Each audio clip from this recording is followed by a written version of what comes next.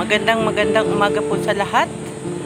Kay Kuya Bal Santos Matubang, Ate Edna Vlogs, kay Kalingap Rob, at sa lahat po ng Team Kalingap, Team Partners. At ngayon po ay nandito tayo sa Jitmar Hardware at bumili po tayo ng kaunting kailangan sa ating pinagagawang bahay.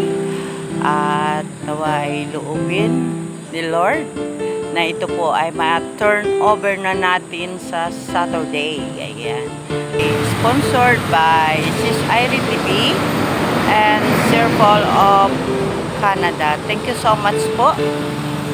Tayo po ngayon ay bibisita sa ating pabahay dito sa Honggo para sa ating beneficiary na isa natin ang estudyante na beneficiary ng Kalingap, kay Rhea May Oropesa. Samahan po ninyo po mga Kalingap at tayo po ay pupunta sa ating bahayan. Ayan.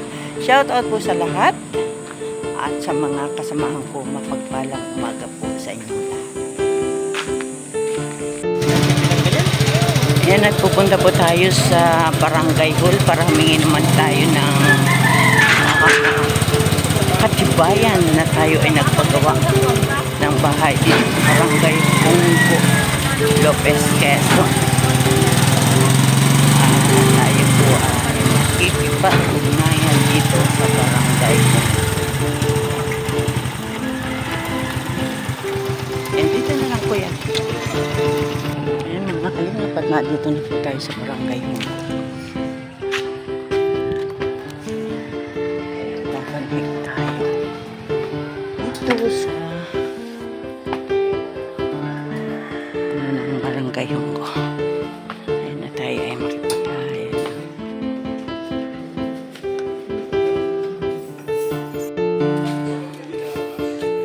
Ayan, at tanggalin po tayo sa pagkuha ng certification dito sa Barangay Honggo.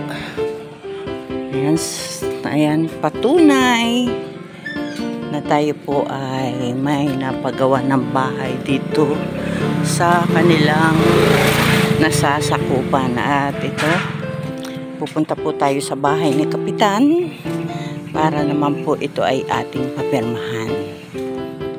Ayan.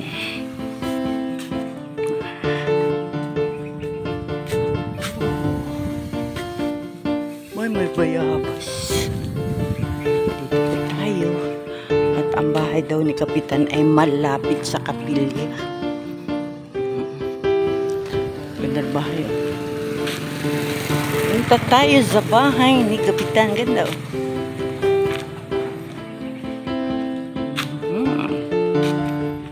Dito po ang Barangay Honggo.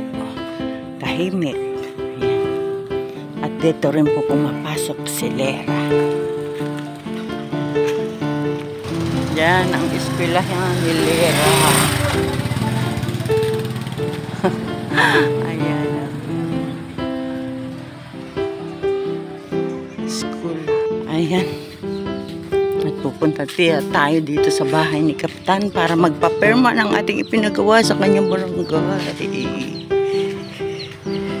Pagpapatibay na tayo ay may napagawa ng bahay dito sa Barangay Honggo, Lopez, Quezon. Ayan.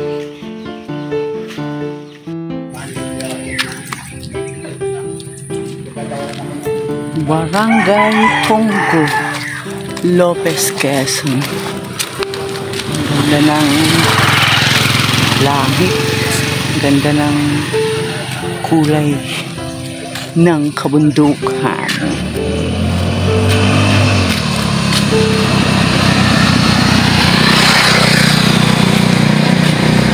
Ito po ang pangkabuhayan din dito, mapagsasaka. Yan, napakalaki ng sakahan.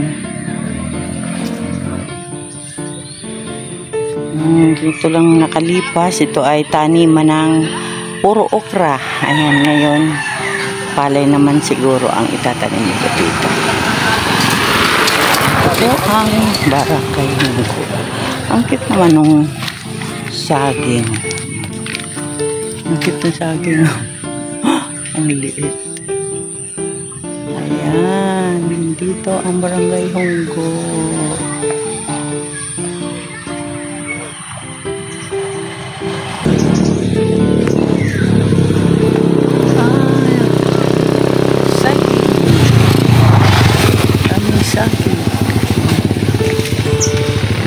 Sagingan.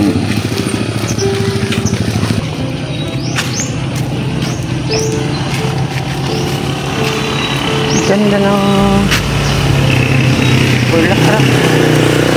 Pantay ang pagkakain. Yes.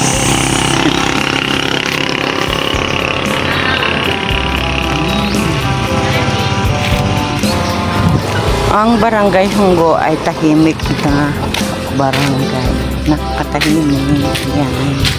Napaka simple ng pamumuhay ng mga taga rito.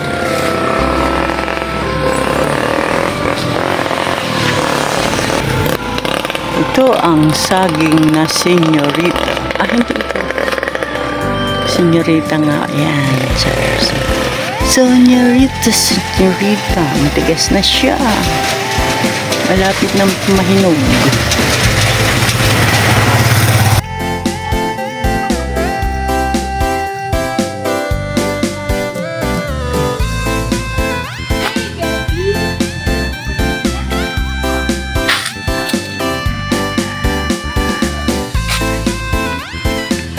Bonggabilya, bonggang-bongga.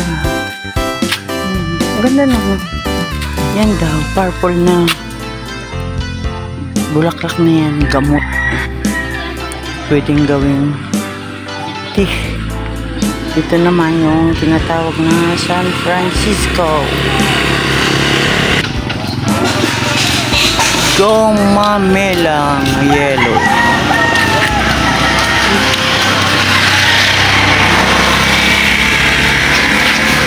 Gomamelang pula.